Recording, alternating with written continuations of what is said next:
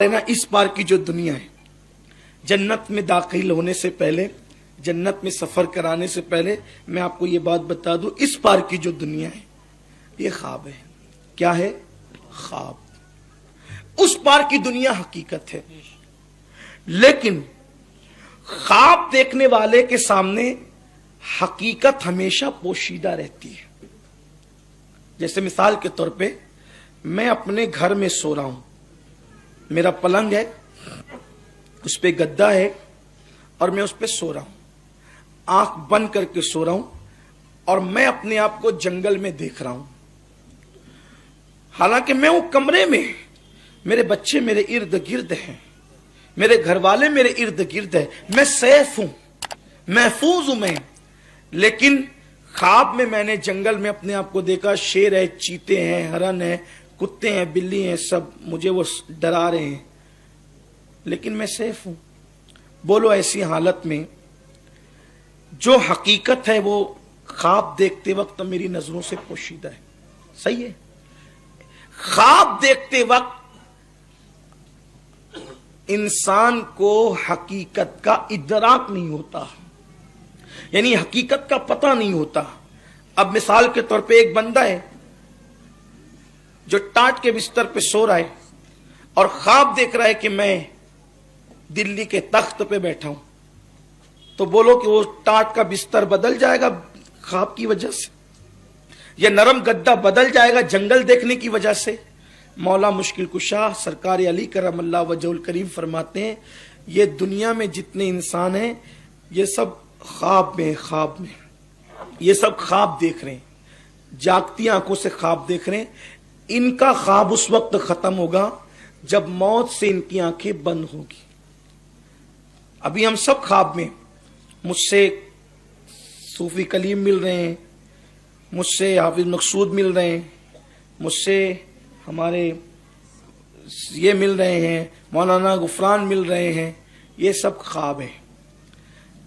آپ کو 3 بچے پیدا ہو گئے ہیں، یہ خواب ہے۔ آپ کی شادی ہو گئی ہے، خواب ہے۔ آپ نے جو وہ بی ایڈ ڈی ایڈ کی ڈگری لے لیے، خواب ہے۔ اب آپ کہیں گے آپ نے تو سب کو خواب بنا دیا، میں نے نہیں بنایا۔ حضرت مولا مشکل کشا کہتے ہیں، حضور کی حدیث ہے، یہ خواب ہے، خواب۔ اب خواب کیا ہوتا ہے اس کو سنو، پھر ہم جنت کا سفر کرتے ہیں کہ جنت میں ہم کیسے جائیں گے انشاءاللہ۔ تو بس موت سے مت ڈرو، موت 1 سیکنڈ پہلے بھی نہیں آئے گی، 1 سیکنڈ بعد بھی نہیں آئے گی، جو ٹائم ہے اسی ٹائم پر آئے گی، جس کی جتنی عمر ہے۔ اور ایک بات یہ بھی بتا دوں، ہماری جتنی زندگی ہمارے لیے دنیا میں بہتر ہوتی ہے، بس اللہ اتنے دن ہمیں زندہ رکھتا ہے۔ اور ویسے اللہ سے دعا کرو کہ اللہ ہمیں اس وقت دنیا سے اٹھا کہ لوگ یہ کہیں کہ اور رہتا تو اچھا ہوتا، اور رہتا تو اچھا ہوتا، اس سے کہ لوگ کہیں کہ اللہ اس کو اٹھا لے، لوگ ہم سے بدظن ہو جائیں، لوگ ہم سے کر آ جائیں، اس سے بہتر ہے کہ لوگ ہماری تمنا کریں زندگی کی اور اللہ ہمیں اٹھا لے، یہ موت بہتر ہے۔ حضور علیہ السلام خود دعا کرتے تھے، اے اللہ میں بڑھاپے سے تیری پناہ مانگتا ہوں، یعنی لوگوں کو ابھی تمنا باقی ہو کہ اس کو اور جینا چاہیے اور وہ مر جائے، یہ اصل چیز ہے۔ اور اللہ سے یہ دعا کرنی چاہیے کہ جب تک ہمارا دنیا میں رہنا ہمارے لیے بہتر ہے ہم دنیا میں رہیں، اور جب ہماری موت بہتر ہے ہم دنیا سے جائیں۔ موت کی دعا نہیں کریں، موت کی تمنا نہیں کریں، لیکن موت سے محبت ضرور کریں۔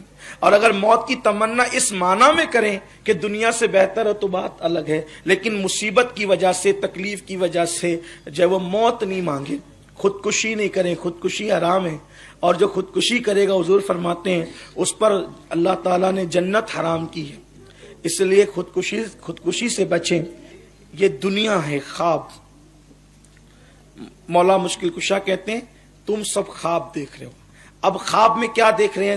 یہ موت جب آئے گی اور آنکھیں بند ہوگی تو خواب سے آپ بیدار ہوں گے، ہم سب بیدار ہوں گے۔ دیکھو ہم نے دکان بنا لی، 4 دکان بنا لی، بائک خرید لی، کار خرید لی، بچے پیدا ہو گئے، مکان بن گئے، بنگلہ بن گیا، گھوڑا گاڑی، یہ وہ سب، ڈگریاں مل گئی، سب ہو گیا۔ یہ بالکل ایسے ہی ہے کہ جیسے ایک بندہ بھوکا ہے، اس کے گھر میں کھانے کو نہیں ہے، اس کے ڈبے بجنے لگے، اس کی بیوی سے اس کا جھگڑا ہوا، ٹینشن میں وہ ٹاٹ کے بستر پہ لیٹا، لیٹنے کے بعد اچانک اس کی آنکھ لگی تو اس نے خواب دیکھا۔ خواب کیا دیکھا کہ میں لندن کا بادشاہ بن گیا، میں نے 1000 ایروپلین خرید لیا، میں نے جو ہے وہ اتنے ہیرے خریدا، جواہرات خریدا، اتنے عطر کے شاپ خریدا، اتنے مال خریدا، یہ خریدا، خوب خواب میں بیچارہ خوش ہے، یہ خریدا۔ پھر ایک کی بجائے 4 بیویوں سے نکاح کیا، پھر ہر ایک بیوی کو 5 بیٹے پیدا ہوئے، میرا گھر بالکل گجگجا رہا ہے بچوں سے، یہ ہے وہ ہے، اور میں سب خوب مزے لے کر میز کرسی پہ بیٹھ کے کھانا کھا رہا ہوں۔ ایسے میں مست یہ سو رہا تھا، اور اس کی بیوی جو تھوڑی دیر پہلے جس سے جھگڑا ہوا تھا وہ آگے اٹھائی، چلو اٹھو بہت سو چکے۔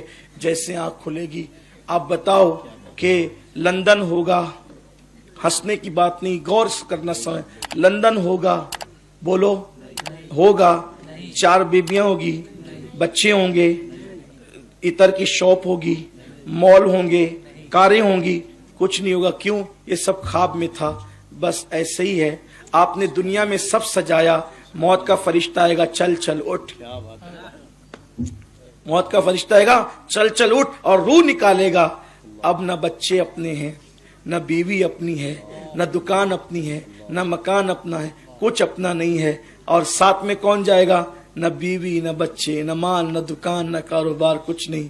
جو نیکیاں کی تھی، جو اعمال کیے تھے اچھے یا برے، بس وہی کفن میں ساتھ جائیں گے۔ سوچو، خوابوں کی دنیا کو آراستہ کرنے کے لیے کتنی محنت کرتے ہو، حقیقت کی دنیا کو آباد کرنے کے لیے کتنی غفلت کرتے ہو۔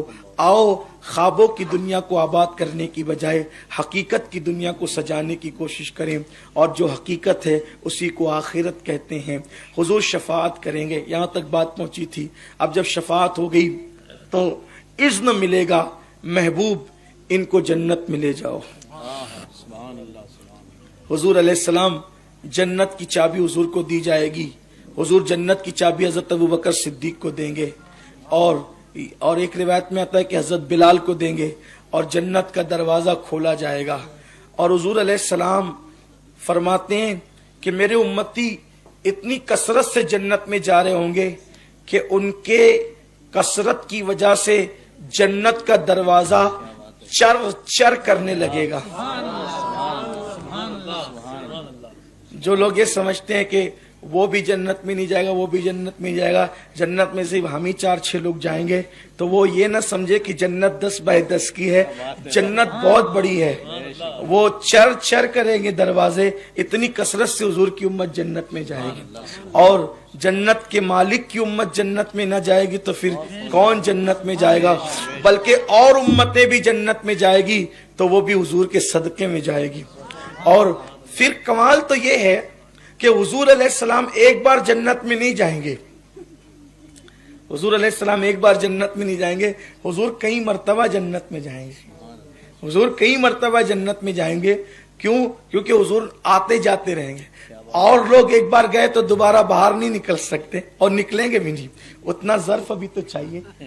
جنت چھوڑ کے قربان، جنت چھوڑ کے نکلنے کا، بھئی کون نکلے گا جنت چھوڑ، لیکن یہ حضور ہیں، جنت چھوڑ کر اپنی امت کے لیے باہر نکلیں گے، اور ان کے لیے کوئی مشکل نہیں ہوگا۔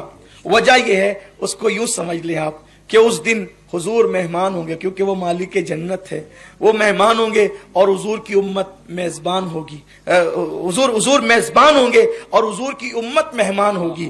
تو ہوتا کیا ہے کہ کسی کے یہاں شادی ہے یا کسی کا کوئی فنکشن ہے، اس نے بہت سجایا، قالین بچھائی، شمع جلائی، لائٹنگ لگائی، کمکمے سجائے، ہیلوجن لگائے، خوشبو لگائی، گدے لگائے اور صوفے لگائے۔ اب جو آتا ہے اور شربت رکھ دیے، مٹھائیاں رکھ دی، اور طرح طرح کے کھجورے، ڈرائی فروٹس وغیرہ رکھ دیے، سب رکھ دیا۔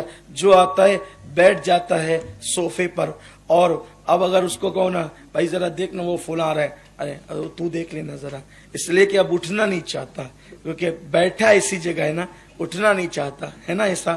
لیکن ایک ذات ایسی ہوتی ہے وہاں کہ جو بیٹھنا نہیں چاہتی، اور لوگ اٹھنا نہیں چاہتے، اور ایک ذات بیٹھنا نہیں چاہتی۔ وہ ذات کون ہوتی ہے؟ جس کے گھر مہمان آنے والے ہوتے ہیں، وہ بیٹھنا نہیں چاہتی، اس لیے کہ وہ بار بار نکلتی ہے، ابھی وہ فلاں صاحب تو نہیں آ گئے، وہ فلاں تو نہیں آ گئے، وہ فلاں تو نہیں آئے، تو وہ لوگوں کے استقبال کے لیے جو ہے وہ قربان جائیں۔ حضور علیہ الصلوۃ و تسلیم مالک جنت ہے، حضور اپنے گنہگاروں کا ہاتھ پکڑ پکڑ کر جنت میں لا رہے ہوں گے، حضور ہاتھ پکڑ پکڑ کر جنت میں لا رہے ہوں گے۔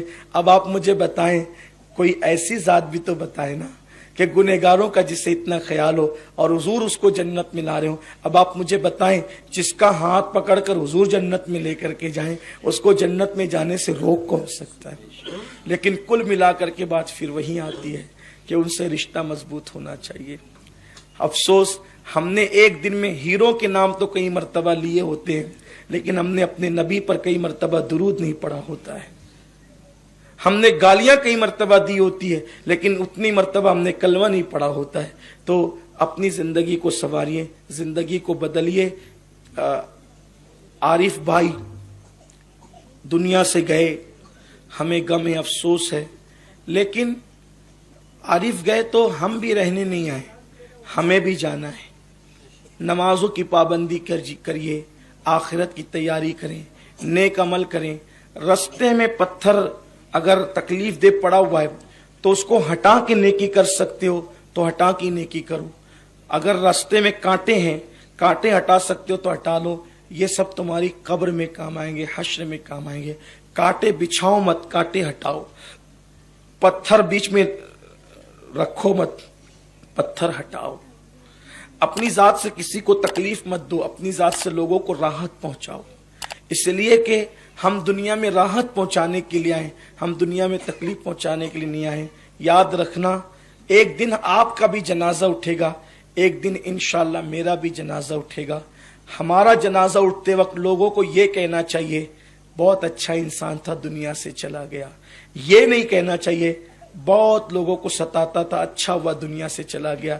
یہ نہیں کہنا چاہیے۔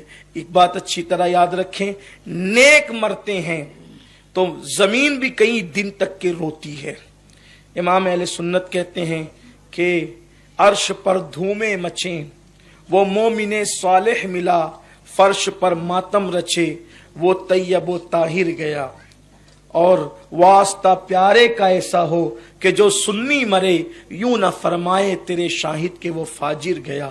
تو میری گزارش ہے، نیک عمل کرو، لوگوں کو راحت پہنچاؤ۔ نماز، روزہ، حج، زکوٰۃ، تسبیحات، یہ سب اپنی جگہ ان کی اہمیت ہے، لیکن لوگوں کو پیار تقسیم کرو، کیونکہ پیار دینے والا جب دنیا سے جاتا ہے تو لوگوں کو احساس ہوتا ہے کہ آج کوئی دنیا سے چلا گیا ہے۔